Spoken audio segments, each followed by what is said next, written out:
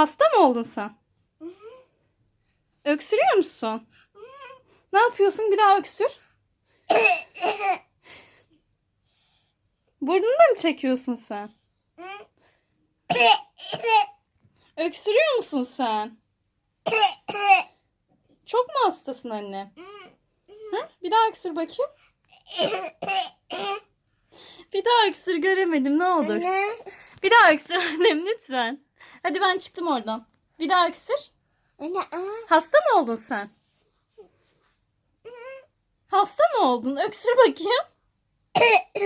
Çok numaracısın.